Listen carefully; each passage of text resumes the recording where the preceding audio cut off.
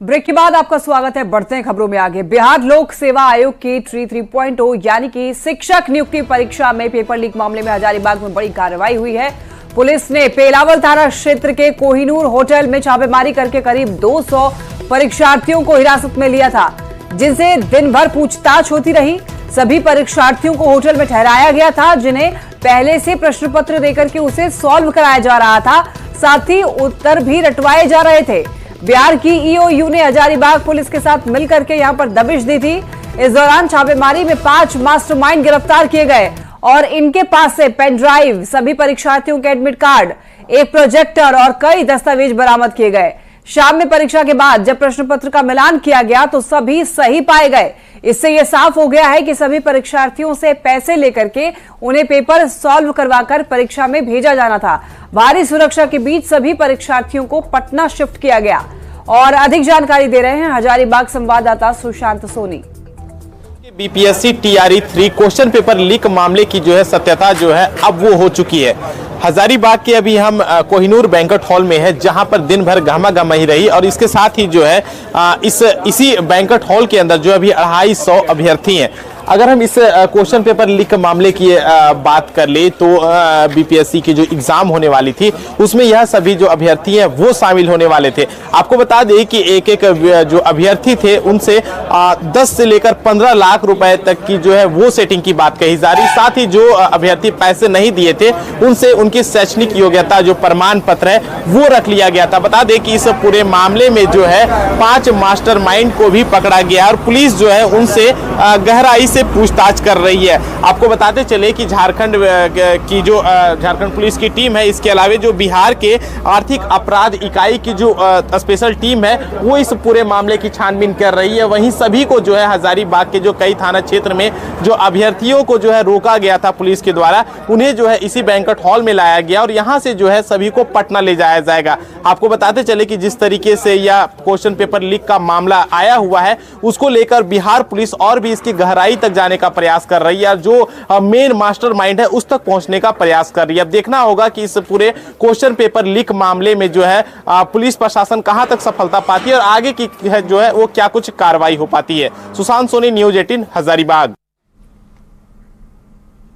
पटना से एक बड़ी खबर सामने आ रही है। बिहार के 2 नेता की सुरक्षा बढ़ाई गई है।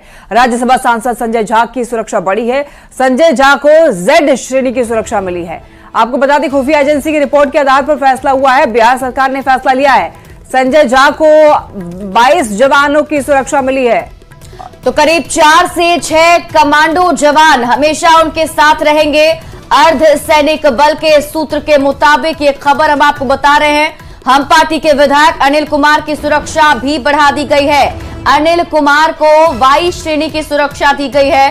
3 शिफ्ट में 8 जवानों की तैनाती होगी। तो पटना से आपको इस वक्त की बड़ी खबर बता रहे हैं। बिहार में कई सारे नेताओं की सुरक्षा बढ़ाई गई है, जिसमें आपको बता दें बिहार के 2 नेताओं के नाम सामने आ रहे हैं। राज्यसभा सांसद संजय झा की सुरक्षा बढ़ाई गई है। संजय झा को Z श्रेणी की सुरक्षा मिली है।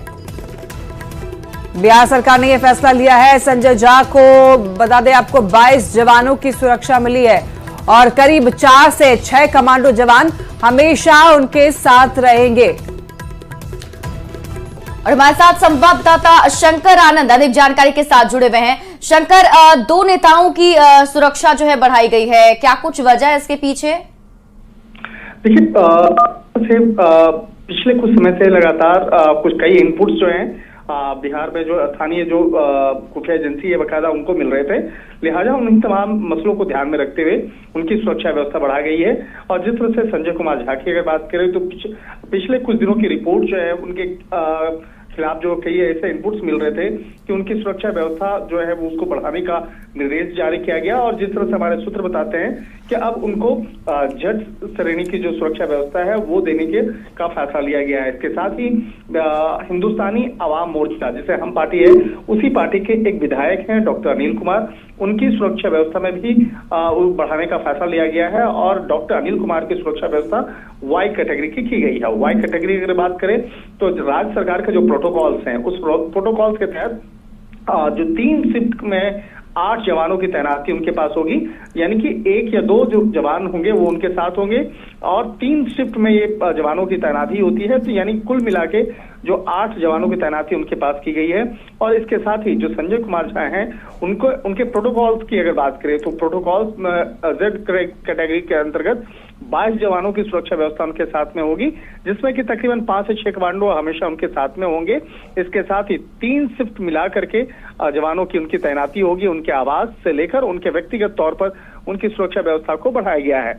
और जिस तरह से संजय कुमार झा की अगर बात करें तो पिछले कुछ दिनों से वो काफी एक कहा जा सकता है बिहार में चर्चा के केंद्र में आए और जिस तरह से जेडीयू में एक बेहद कद्दावर नेता के तौर पर उन्हें जाना जाता है। और अभी हाल फिलहाल में लोकसभा चुनाव भी होने हैं, तो लोकसभा चुनाव के मद्देनजर उनको अब कई अलग अलग जगहों पे जाना है, तो इसलिए ये फैसला स्टेट गवर्नमेंट के द्वारा लिया गया है, जैसा कि हमारे सूत्र बता रहे हैं। तो एक तरह से कह सकते हैं कि ये 2 बड़े फैसले हैं, लेकिन ये दोनों बड़े फैसले अभी एमएचए के द्वारा नहीं बल्कि बिहार सरकार के द्वारा लिया गया है। और बिहार सरकार के द्वारा संजय कुमार झा को जेड श्रेणी की सुरक्षा व्यवस्था और डॉक्टर अनिल कुमार जो हम पार्टी के विधायक हैं उनको वाई कैटेगरी की सुरक्षा व्यवस्था प्रदान करने के जो फैसला वो लिया गया है। जी चलिए, बहुत बहुत शुक्रिया तमाम जानकारी के लिए शंकर आनंद।